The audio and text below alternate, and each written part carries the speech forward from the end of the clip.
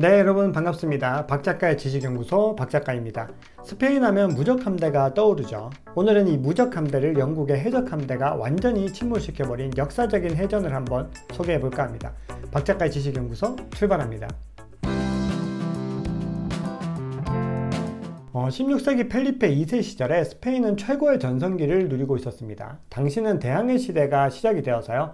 유럽 강대국들이 신항로를 개척하고 전 세계 식민지 쟁탈전을 벌이기 시작하던 그 무렵이었어요. 스페인은 남아메리카에 있는 마야, 잉카 제국을 정복하면서 그곳에 있는 막대한 양의 금을 자국으로 가지고 오고 있었습니다. 그리고 펠리페 2세는 바로 옆에 있는 포르투갈까지 합병하는 데 성공하면서 그 세력을 크게 넓힌 상태였죠. 포르투갈은 아프리카와 아시아 쪽을 꽉 잡고 있었는데요. 그러다 보니까 당시 가장 귀한 물품이었던 동남아시아의 향신료 무역을 선점하고 있던 나라였습니다. 그래서 유럽 사람들은 당시에 스페인을 최강으로 꼽는 데 주저하지 않았다고 전해지고 있어요. 그런데 스페인과 영국의 관계는 좀 복잡했습니다. 영국이 스페인의 행보를 자꾸만 회방 놓는 그런 상황이었죠. 영국에는 프랜시스 드레이크라고 하는 전설적인 해적이 있었어요. 그런데 이 드레이크가 스페인 선박을 공격해서 약탈을 일삼았습니다. 특히 남아메리카에서 가지고 오는 금을 실은 선박을 막 탈취하니까 펠리페 2세가 열이 받았겠죠. 그런데 이 드레이크는 빼앗은 금을 어디다가 바쳤냐면 영국의 엘리자베스 1세 여왕에게 바쳤습니다. 그러니까 여왕은 이 보답으로 드레이크에게 자기와 훈장을 주면서 드레이크경 하면서 아주 깍듯하게 이렇게 챙겼다고 하죠. 스페인은 영국에게 당연히 경고를 했죠. 그런데 영국은 이걸 완전히 무시했어요. 근데 그게 이유가 좀 있었습니다. 당시 영국은 핵심 전력, 해군의 핵심 전력 자체가 해적으로 구성되어 있었어요.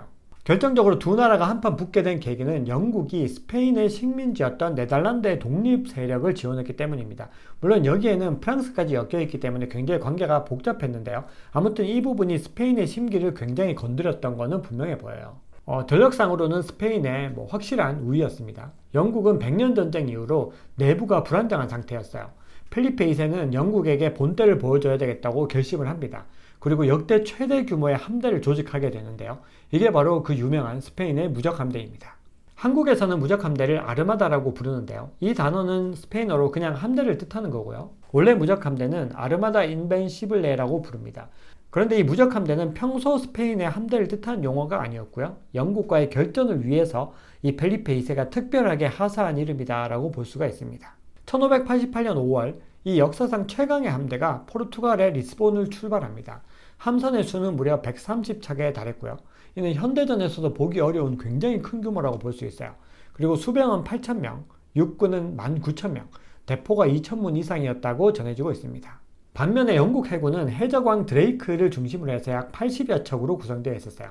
함대의 규모로 봤을 때는 스페인의 완승으로 끝날 것 같았지만 결과는 대반전이었습니다. 영국의 완승으로 끝이 납니다. 그리고 이 해전을 칼레 해전이라고 부르고 있어요. 세계 해전 역사상 최고의 해전 중 하나로 손꼽히죠. 자, 그런데 이 무적함대의 패배에는 결정적인 몇 가지 이유가 있었습니다. 우선 무적함대는 영국과의 해전을 목적으로 한 함대가 아니었어요. 네덜란드에 주둔하고 있던 육군을 실어다가 런던에 내려서 영국을 쓸어버리는 상륙작전을 위한 용도로 구성된 함대였습니다. 자, 많은 분들이 스페인 하면 해군을 먼저 떠올리지만 실제로는 육군이 더 강한 나라였습니다. 당시 스페인 육군은 유럽에서 압도적인 최강이었고요. 지휘관도 유럽 최고의 명장이라고 불리던 파르마 공작이었어요.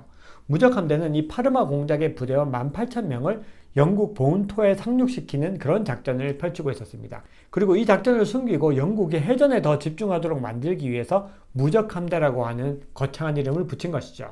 중세시대까지만 해도 해전은 주로 백끼리 서로 막 부딪혀서 줄을 던져서 서로의 배에 올라타서 싸우는 그런 백병전이 중심이었습니다. 그래서 갤리선이라는 걸 주로 이용했죠.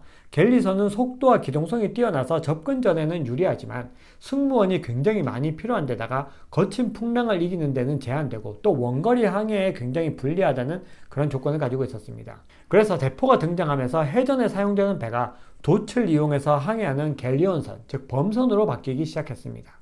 영국은 갈레온선으로 좀 빠르게 전환을 한 편이에요. 그런데 스페인은 함대 자체 규모가 크다 보니까 이 갈레온선으로 전환하는데 한 발 늦었습니다. 그래서 훈련과 경험에 있어서 영국이 스페인보다 훨씬 더 많은 축적을 하고 있었죠.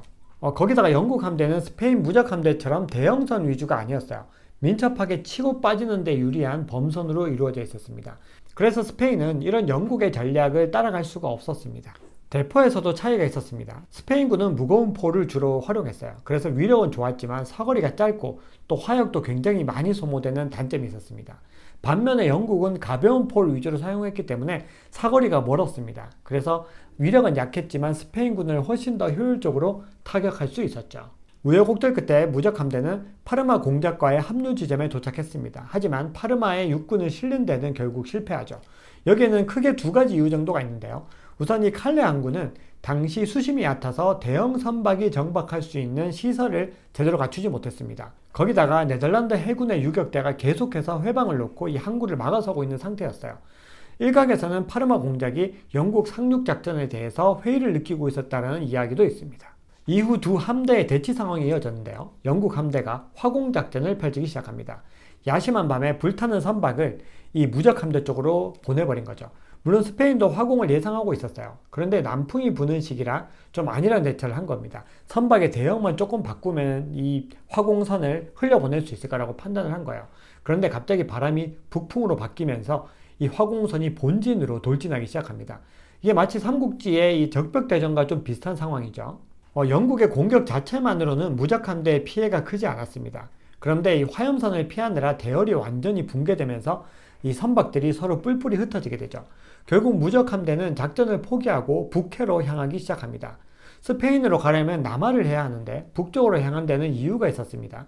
바람이 남풍으로 바뀐 데다가 그 길목에 영국의 해적들이 너무 많았기 때문에 이 전면전을 피하고 싶었던 거예요. 그래서 북해가 더 안전하다고 판단을 했는데 이거는 경험 부족에 따른 굉장히 큰 오산이었습니다. 북해는 지중해나 대서양 연근해와는 비교도 안 되게 거친 바다였어요. 거기다 역대급 태풍을 두 번이나 만나면서 함대는 완전히 침몰하게 됩니다. 결론적으로 영국 함대는 손실이 없었어요. 무적 함대도 전투를 통해서 잃은 전투 손실은 3척 정도에 불과했습니다. 그런데 태풍으로 인해서 무려 80척을 상실하게 되죠. 그리고 역사상 최악의 해전으로 이름을 남기게 됩니다. 패배의 진짜 원인이 보급 실패에 있었다는 분석도 있습니다. 무적함대 총사령관은 메디나 시도니아 공작이었는데요. 이 시도니아 공작은 뛰어난 행정가였지만 군대에는 한 번도 몸을 담아본 적이 없는 사람이었어요. 그러다 보니까 이 행정적인 물자 조달 부분에서는 능력을 잘 발휘했지만 군사 전략 부분에 대해서는 부족한 부분들이 많이 있었죠. 스페인 해군은 한번 출발하면 영국에 도착할 때까지 보급 기지가 따로 없었어요. 그래서 별도의 수송 선박을 통해서 보급이 이루어져야 했죠. 시도니아 공작은 필요한 물자를 산정하고 물품 명세와 관리 지침서를 완벽하게 문서화하는 데는 탁월했습니다. 그런데 정말 결정적인 실수를 하게 되는데요. 이 문서를 출판해서 공개를 하게 됩니다. 돈을 벌어들이기 위한 것인지 아니면 부하들에게 익히기 위한 것인지 용도는 명확하지 않지만 이 문서가 영국에 흘러 들어간 것은 확실합니다. 스페인 선박의 동선을 미리 알고 있었던 드레이크는 물통 제작에 사용한 목재를 운반하던 배를 침몰시켜버립니다. 물통 제작용 목재는 최소 2년을 건조시켜야 했는데요. 시도니아 공작은 전쟁을 1년 연기하자고 펠리페 2세에게 제안하기도 했습니다. 하지만 마음이 급했던 이 국왕은 당장 전쟁을 해야 된다고 밀어붙입니다. 결국 급조된 물통을 가지고 무적함대가 출격을 했는데 물통과 물은 이내 썩어버렸죠. 병사들은 병에 걸리게 되고 음식을 제대로 해먹을 수조차 없었습니다. 전투 의지는커녕 배 위에 서 있을 기력조차 남아있지 않았던 겁니다. 자, 오늘 준비한 이야기는 여기까지입니다. 여러분 내용이 괜찮으셨다면 구독, 좋아요 부탁드립니다. 시청해주셔서 감사합니다.